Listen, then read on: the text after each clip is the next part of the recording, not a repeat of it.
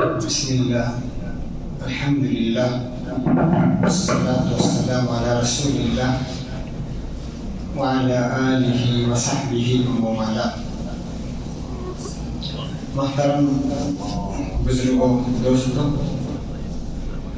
معاشرے کی مثال یا سماج کی مثال ایک سمندر کی سی ہے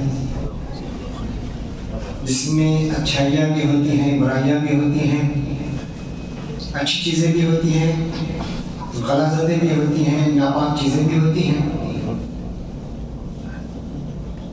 اور صلح صفائی یا اصلاح بین الناس کی مثال موج کی، دریائی موجوں کی ہے جو مسلسل چلتی رہتی ہے اور اس سمندر کے اندر پائی جانے والی غلاظتوں کو صاف کرتی رہتی ہے۔ تو گویا یہ ہمارا سماج یا ہمارا معاشرہ ایک سمندر ہے، اور صلح صفائی کی کوششیں گویا سمندری موجیں ہیں جو اس کو صاف کرتی رہتی ہیں۔ اگر یہ موجیں رک جائیں، اگر یہ صلح صفائی کی موجیں اگر اس معاشرے کے سمندر سے رک جائیں یا ناپید ہو جائیں تو پھر پورا سماج گندا ہو کر رہ جائے، پورا سماج ناپاک ہو جائے اگر یہ کوششیں نہ ہوں۔ تو اختلافات یا کچھ کمزوریاں، اونچ نیچ افراد میں بھی ہوتی ہیں، بحثیت مجموعی جماعت میں بھی پائی جاتی ہے، انڈیویجل طور پر بھی اور سماجی طور پر بھی، دونوں صورتوں میں پائی جاتی ہے۔ اگر یہ چیزیں، یہ برائیاں یا کمیاں یا خامیاں اگر فرد میں پائے جائیں تو اس کی بھی اصلاح کی ضرورت ہے، اس کی بھی اصلاح صلح صفائی کی ضرورت ہے۔ صاف قرآن کہہ رہا ہے انما المؤمنون اخوہ فاصلحوا بین اخویکم، مومن ایک دوسرے کے بھائی ہیں۔ فاصلحوا بین اخویکم، اپنے بھائیوں میں اگر کچھ اونچ نیچ ہو جائے، کچھ اختلافات برپا ہو جائیں تو صلح صفائی کی کوشش کرو۔ فاصلحوا بین اخویکم واتقوا اللہ، اور اللہ سے ڈرو شاید کہ تم پر رحم کیا جائے، لعلکم ترحمون۔ یہ اختلافات بحیثیت سماجی طور پر ملکوں کے درمیان پائے جاتے ہیں، جماعتوں میں پائے جاتے ہیں، گروہوں میں پائے جاتے ہیں، قبائل اور خاندانوں میں پائے جاتے ہیں اختلافات، تو اس کی صلح صفائی کا بھی اسلام نے حکم دیا اور کہا وَإِن طَائِفَتَانِ مِنَ الْمُؤْمِنِينَ اقْتَتَلُوا فَأَصْلِحُوا بَيْنَهُمَا۔ اگر یہ مومنین جو اسٹرگل کرتے ہیں دین کو قائم کرنے کے لیے، ان کے درمیان اگر واقع ہو جائیں تو اس کی طرف بھی اسلام نے توجہ دیا اور کہا يَسْأَلُونَكَ عَنِ الْأَنْفَالِ قُلِ الْأَنْفَالُ لِلَّهِ وَالرَّسُولِ فَاتَّقُوا اللَّهَ وَأَصْلِحُوا ذَاتَ بَيْنِكُمْ۔ کتنی اہمیت دی کہ اس کام کی کہ بحیثیت فرد کے، بحیثیت جماعت کے، بحیثیت خاندان میں پائے جانے والے، افراد میں پائے جانے والے، جماعتوں میں پائے جانے والے، رشتوں میں پائے جانے والی کمیوں کو، اختلافات کو دور کرنے کا کس درجہ حکم ہے۔ یہ اختلافات اگر میاں بیوی کے اندر پائی جائیں تو اس کی بھی اصلاح کی اسلام نے حکم دیا اور کہا وَإِنِ امْرَأَةٌ خَافَتْ مِنْ بَعْلِهَا نُشُوزًا أَوْ إِعْرَاضًا فَلَا جُنَاحَ عَلَيْهِمَا أَنْ يُصْلِحَا بَيْنَهُمَا صُلْحًا وَالصُّلْحُ خَيْرٌ۔ اور صلح صفائی سراپا خیر ہے، صلح صفائی میں سراپا خیر ہے، بجائے نفرت کے صلح صفائی آپس میں کرائی گئی تو اس میں خیر ہی خیر ہے، برکت ہی برکت ہے، رحمت ہی رحمت ہے کہا۔ اب دیکھیے اس صلح صفائی میں دونوں فریق میں کسی ایک فریق کو اپنے حق سے نیچے آنا پڑتا ہے، ہر ایک آدمی اپنی ضد پر اڑا رہے، جمع رہے اور اپنا ہی منوانے کی کوشش کریں تو پھر دو خاندانوں کا، دو رشتوں کا یا دو یعنی میاں بیوی کا ملنا یہ بہت مشکل ہو جاتا ہے جب ہر ایک کمپرومائز پر نہ اتر آئے، ہر ایک کہیں کہ میں اپنی بات منوا لوں تو پھر یہ مشکل ہے۔ اس لیے قرآن نے صاف کا، اس کی سب سے بڑی وجہ قرآن نے بیان کی وَأُحْضِرَتِ الْأَنفُسُ الشُّحَّ، دلوں کے اندر بخل ہے، تنگدلی ہے، تنگدستی ہے، لالچ ہے، جس کی وجہ سے یہ پیدا ہو جاتے ہیں آپس میں اختلافات اور خلفشار، انتشار، نا اتفاقی، ناچاقی کا پائے جانے والا سب سے سبب بھی قرآن نے بیان کیا بخل، گندگی کے سب سے بڑی وجہ ہے۔ پھر قرآن کہتا ہے وَإِن تُحْسِنُوا وَتَتَّقُوا فَإِنَّ اللَّهَ كَانَ بِمَا تَعْمَلُونَ خَبِيرًا۔ اگر تم احسان کا معاملہ کرو اور اللہ سے ڈرو تو اللہ کا جو کچھ تم کر رہے ہو اللہ اس سے بخوبی واقف ہے۔ میرے عزیزوں، آپسی رشتوں میں، آپسی تعلقات میں، چاہے میاں بیوی کے تعلقات، رشتوں کے آپسی تعلقات، ملکوں کے آپسی تعلقات، جماعتوں کے اپنے آپسی تعلقات، اگر اس میں کمپرمائز نہ ہو تو پھر معاملہ خراب ہو جاتا ہے۔ ہر ایک کہے مجھے انصاف چاہیے، مجھے انصاف چاہیے، تو پھر یہ ناممکن ہے۔ ہر ایک کہے میں انصاف چاہوں گا، اگر میاں بیوی، اگر شوہر کہے مجھے انصاف چاہیے، کمپرمائز پر نہ اتر آئے، تو میاں بیوی کا رشتہ کبھی بند ہی نہیں پائے گا۔ رشتوں میں اگر ہر آدمی چاہے مجھے انصاف چاہیے، تو پھر اس انصاف کے بل بوتے پر رشتے ناطے قائم نہیں ہو سکتے۔ دوست سے کہیں کہ مجھے انصاف چاہیے، تو پھر یہ دوست زندگی پر مل ہی نہیں سکتے۔ دو خاندان، دو افراد، دو رشتے دار، جب ہر ایک کہ مجھے انصاف چاہیے تو پھر یہ اس انصاف کی بنا پر رشتے ناممکن ہیں۔ اس لیے قرآن نے جہاں انصاف کا تذکرہ کیا وہاں احسان کا بھی تذکرہ کیا ہے۔ صرف عدل نہیں، عدل کے ساتھ احسان۔ ان اللہ یأمر بالعدل والاحسان۔ احسان کیا ہے؟ کمپرمائز کرنا، اپنے حق سے اتر آنا۔ ہر آدمی اپنے حق سے اتر آئے، کمپرمائز کر لے، تو پھر یہ رشتوں میں پختگی، مضبوطی اور ٹھوس پر یہ ہوگا۔ رشتہ اٹوٹ اس وقت ہوگا جب کمپرمائز پر اتر آئیں گے۔ جب رشتوں، اگر ہم چاہتے ہیں رشتوں میں اٹوٹ ہو، پختہ ہو، مضبوط ہو رشتے، تو پھر ورنہ پھر یہ رشتے ٹوٹ پھوٹ کر شکار ہو جائیں گے۔ میرے عزیزوں اور دوستوں، عموماً ہم معاشرے میں دیکھتے ہیں کوئی بھی واقعہ پیش آتا ہے، کوئی بھی چیز پہ ہم لوگ یا تو محکمہ شریعہ کی طرف لپکتے ہیں یا عدالتوں کی طرف لپکتے ہیں، یا تو ہم کورٹ کا سہارا لیتے ہیں، عدالتوں کا سہارا لیتے ہیں، یا محکمہ شریعہ کا سہارا لیتے ہیں۔ مل جل کر خاندان والے، رشتے والے معاملہ حل کرنے کی کوشش بہت کم کی جاتی ہے۔ محلے میں پیش آیا، محلے کے ذمہ دار مل کر معاملے کو سلجھانے کی کوشش کریں۔ ہر مسجد گویا عدالت بن جائے اور وہاں سے معاملات طے ہو۔ دیکھیے ایک سپریم کورٹ ہے، ایک ہائی کورٹ ہے، ایک سپریم کورٹ ہے، ایک ضلعی کورٹ ہے، حصے ہوتے ہیں۔ اب ڈائریکٹ معاملہ ہم شہر کی اونچے بلند محکمہ شریعہ کے پاس پیش کریں تو وہاں پہ مسائل کی بھرمار ہو جائے گی۔ ہر محلہ، ہر مسجد اگر عدالت بن جائے، ہر کلب میں اگر تزکیہ کمیٹی ہو اور آپس میں معاملات، ہر محلے، ہر رشتے، پہلے رشتے دار اپنے رشتوں کے معاملات خود طے کر لیں، پھر محلے والے محلے کی مسجد کی طرف پیش کریں، پھر کلب، پھر محکمہ شریعہ جو سپریم کورٹ ہے ہمارا، تو یہ اگر نظم آ جائے تو پھر معاملات شہر میں آنے نہ پائے، الجھنے نہ پائے، معاملات بگڑنے نہ پائے، بگاڑ آنے کی ضرورت ہی پیش نہ آئے۔ اس نے بڑے ناممکن پروسیس ہوتے ہیں جو فوراً معاملہ پولیس کے سپرد کر دیتے ہیں، فلاں کے حوالے کر دیتے ہیں، خود مل کر معاملے کو سلجھانے کے بجائے اور معاملہ الجھ کر رہ جاتا ہے، اس کی گرہ کو کھولنا مشکل ہو جاتا ہے۔ اس لیے صاحب عمر بن حضرت عمر بن خطاب نے کتنی حکیمانہ بات کہی ہے۔ عمر بن خطاب کہتے ہیں اسلامی حکومت ہے، ربع سکون اور ربع مسکون پر حکومت کرنے والا شخص، جہاں اسلامی حکومتیں ہیں، اسلامی عدالتیں ہیں، جہاں اللہ آنے حضرت عمر کہہ رہے ہیں رد الخصوم حتی یستریحوا، یعنی اگر معاملات آئے تو انہیں لوٹا دو، رد الخصوم، فریقین آئے کوئی معاملہ لے کر تو اسے لوٹا دو، واپس کر دو، حتی یستریحوا، یہاں تک کہ آپس میں بیٹھ کر مل جل کر وہ صلاح صفائی کر لیں، معاملے کو بھیج دو۔ پھر کتنی حکیمانہ بات کہی حضرت عمر نے، فَإِنَّ فَصْلَ الْقَضَاءِ يُورِثُ الدَّغَائِنَ، عدالتوں میں، محاکم میں معاملات طے تو ہوں گے لیکن دشمنیاں چلے گی، دشمنیاں چلے گی، عداوتیں چلے گی ایک بڑی مدت تک. پھر یہ اس کی بھرپائی، اس کی پابجائی یا اس کا تلافی مفاد ناممکن ہوگا.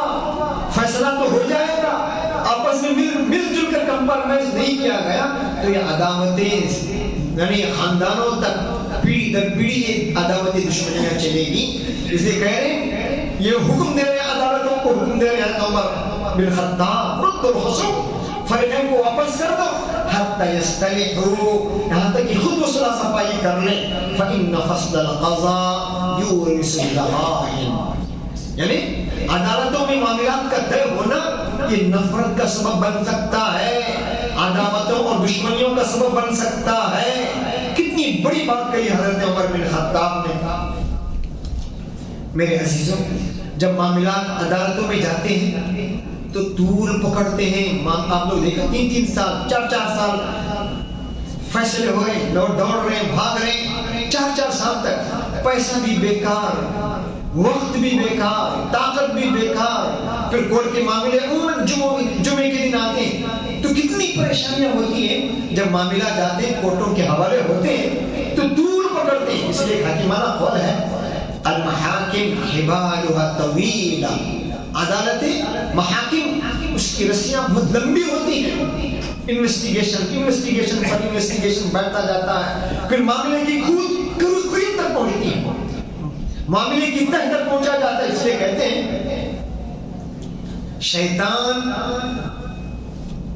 تفصیل میں چھپا ہوا ہوتا ہے. کسی چیز کے ڈیٹیل میں شیطان عموماً ڈیٹیل میں چھپا ہوا ہوتا ہے، ڈیٹیل میں، گہرائی میں.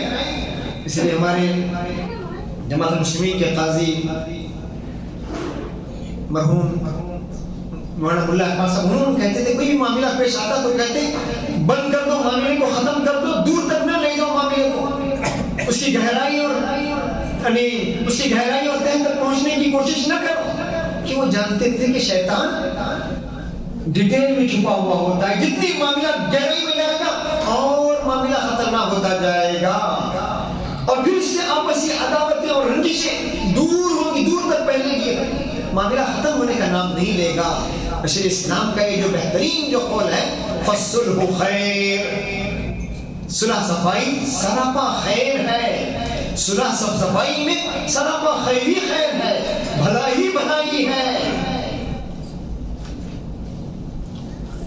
اسی لیے میاں بیوی کے معاملے میں صاف کہا وَإِنْ خِفْتُمْ شِقَاقَ بَيْنِهِمَا فَبَعَثُوا حَكَمًا مِنْ أَهْلِهِ وَحَكَمًا مِنْ أَهْلِهَا. دونوں میاں بیوی کے معاملات ہیں، ایک حکم کو آنے کے رکھا. اب کیا ہوتا ہے محکمہ شریعہ میں دونوں فریق کے 10 لوگ آتے ہیں. یہاں قرآن کہہ رہا ہے ایک کو بھیجیے، حکمًا مِنْ أَهْلِهِ، ایک کو بھیجیے. یہاں کے 10 لوگ، وہاں کے 10 لوگ، معاملہ بننے کے اور بگڑ جاتا ہے. میاں بیوی ملنا چاہتے ہیں، یہ دونوں فریقین رشتہ دار انہیں معاملہ رشتہ جوڑنے کے بجائے اور خراب کرنے کی کوشش کرتے ہیں. قرآن کہہ رہا ہے فَبَعَثُوا حَكَمًا مِنْ أَهْلِهِ وَحَكَمًا مِنْ أَهْلِهَا. دونوں فریقوں سے ایک کو بھیجو. ہم 10 لوگوں کو بھیج کر معاملے کو اور خراب کر دیتے ہیں، معاملہ بننے کے اور بگڑ جاتا ہے. اسی طرح دو رشتوں کے معاملات میں، کوئی شہر میں اگر کوئی 2 خاندانوں کے معاملات آ گئے، دوسروں کو شامل کر دیا گیا تو معاملہ اور بگڑ گیا، اور بگڑ گیا. رشتہ دار آگے بڑھ جاتے، معاملہ سلجھانے کی، سمجھانے کی آپس میں کوشش کر جاتے تو دب کر رہ جاتا. اور اس میں حکمت بھی ہے. قرآن نے تجسس سے منع کیا ہے. کیا بہترین حق یہ ہے قرآن کا، وَلَا تَجَسَّسُوا کا، وَلَا تَجَسَّسُوا. علامہ سلیمان ندوی نے بہت بہترین بات کہی. اسلام نے تجسس سے روکا ہے. اس کا مقصد یہ ہے معاشرے میں کوئی برائی آ جائے تو سب کے سامنے نہ آئے، چھپ جائیں. اغیار میں اپنے برادر وطن میں کتنے گناہ پیش آتے ہیں، واقعات پیش آتے ہیں، دب کر رہ جاتے ہیں، سامنے میڈیا میں نہیں آتے. اور ہمارے یہاں کوئی ایک معاملہ آتا ہے تو واٹس ایپ پہ گفتگو، بحثیں، نہ جانے پوری دنیا جان جاتی ہے کیا پیش آیا. چھوٹا سا واقعہ پیش آیا، کوئی ایک واقعہ پیش آیا. دیکھیے میں کہتا ہوں، معاف کیجیے گا، 100% میں 100% کی آبادی میں 1% کا کوئی واقعہ پیش آیا تو ایسا ہنگامہ برپا کر دیتے ہیں ویڈیو کے ذریعے سے جیسے پورا معاشرہ سڑا ہوا ہے، پورا معاشرہ بگڑا ہوا ہے. نعوذ باللہ. اور پھر پورا میڈیا میں پورا ہلہ مچ جاتا ہے، یہاں شہر میں یہ ہوا، یہ ہوا. تو بجائے دبانے کے ختم کرنے کے معاملے کو اور بڑھا دیتے ہیں, آگ لگا دیتے ہیں. میرے عزیزوں اور دوستوں, صلح صفائی کتنا بہترین عمل ہے, کتنا بڑا عمل ہے. آپ غور کیجیے, اس کو نماز, نفل نمازوں, زکات, خیرات پر بھی فوقیت دی گئی. اللہ کے نبی فرماتے ہیں, الا اخبرکم الا افضل من درجۃ الصلاۃ والصیام والصدقہ, کیا میں تمہیں نماز, روزے اور صدقے سے بہترین چیز نہ بتاؤں؟ قالوا, لوگوں نے کہا ضرور, بھلا یا رسول اللہ. اللہ کے نبی نے فرمایا, صلاح ذات البین, صلح صفائی, آپس میں جوڑنا. کتنا بہترین حکم ہے اللہ کے نبی کا. اور خود قرآن کہہ رہا ہے, لا خیر فی کثیر من نجواہم الا من امر بصدقۃ او معروف او اصلاح بین الناس. یعنی لوگوں کی بہت سی گفتگو میں خیر نہیں ہے. کس میں خیر ہے؟ صدقے کا کام کرنا, نیکی کا کام کرنا, صلح صفائی اور لوگوں کے جوڑنے کا کام کرنا. یہ سب سے بہترین کام اللہ کے نبی کا ہے. خود اللہ تعالیٰ کہہ رہا ہے سب سے بہترین کام ہے. اس لیے دیکھیے, بہت بہترین بات کہی. بعض علماء کہتے ہیں جھوٹ اگرچہ ناپسندیدہ ہے, مبغوض ترین شے ہے جھوٹ, لیکن جھوٹ لوگوں کو جوڑنے کے لیے اگر جھوٹ کہا جائے تو یہ جھوٹ بھی اللہ کو پسندیدہ ہے. اور کیجیے, جھوٹ ناپسندیدہ چیز ہے, لوگوں کو جوڑنے کے لیے اگر جھوٹ بھی کہہ دیا جائے تو اللہ کے نزدیک یہ پسندیدہ ہے. اللہ کے نبی کی حدیث ہے, لیس الکاذب من اصلح بین الناس, وہ شخص جھوٹا نہیں ہے جو لوگوں کے درمیان صلح صفائی کرے, اصلاح کرے.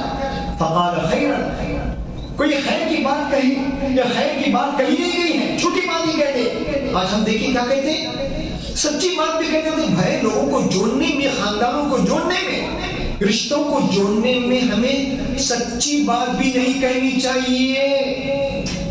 ہم واٹس ایپ کے ذریعے سے سچی بات حقائق کہتے ہیں, لیکن یہ نقصان دہ ثابت ہوتے ہیں.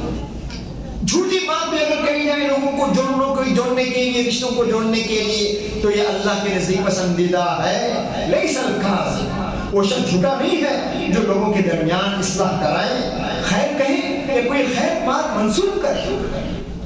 علماء نے لکھا ہے آپس کی اصلاح کے لیے اگر زکوٰۃ کا مال بیت المال ہے, بیت المال سے زکوٰۃ کا مال بھی استعمال کیا جائے تو یہ بھی بہتر ہے.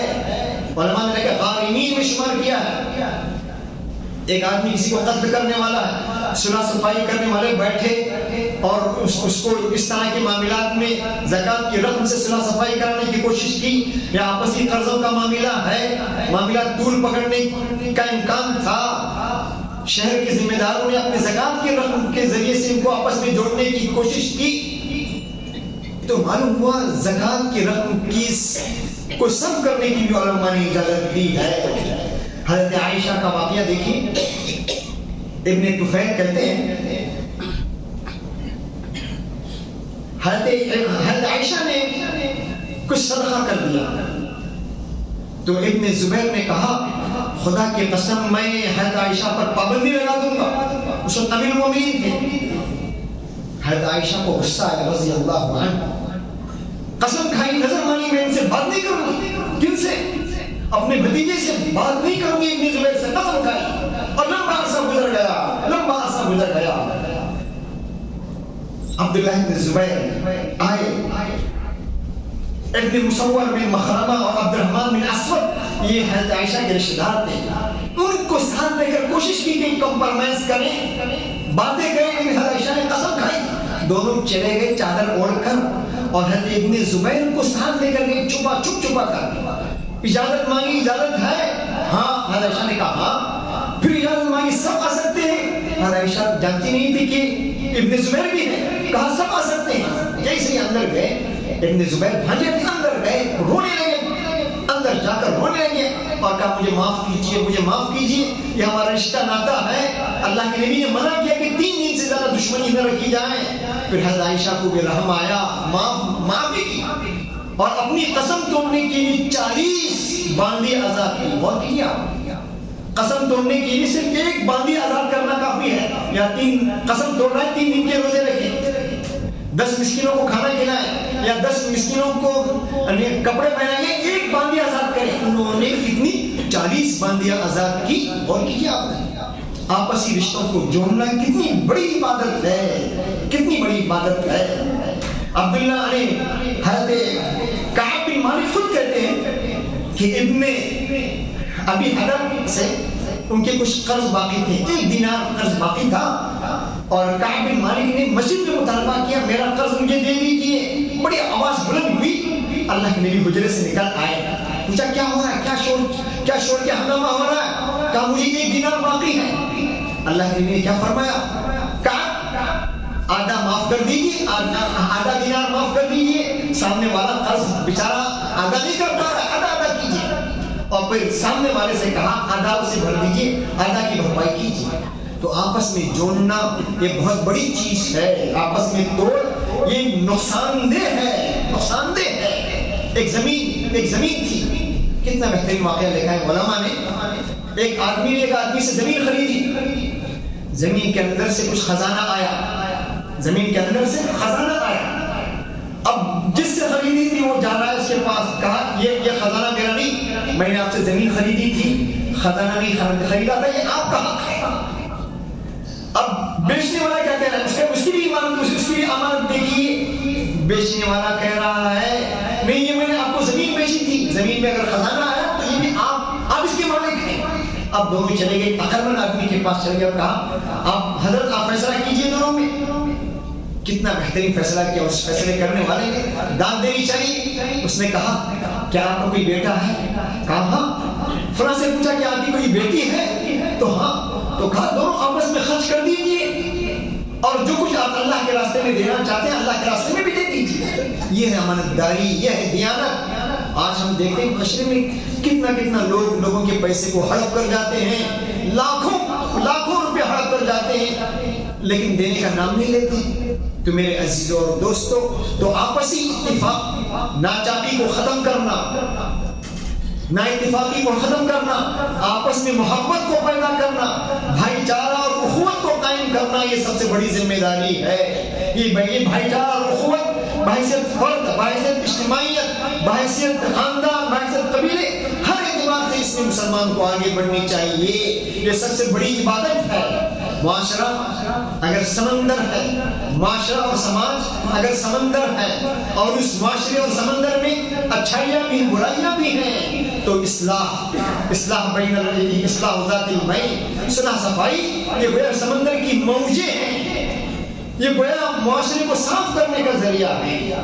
خاندان والوں کو بھی آگے بڑھنا چاہیے, خاندان والے سب سے پہلے آگے آنا چاہیے. اس طرح کی چیزوں کو, معاملے کو ختم کرنے سمجھانے کے لیے رشتہ داروں کو آگے آنا چاہیے, اہل محلے کو آگے آنا چاہیے. ہر فرد کی ذمہ داری ہے, ہر مسلمان کی ذمہ داری ہے, بجائے آپس میں توڑ پیدا کرنے کے محبت پیدا کرنے کی کوشش کریں. کچھ باتیں میں آپ کے سامنے کہیں, اللہ تعالیٰ مجھے بھی آپ کو باتیں کرنے کی توفیق دے.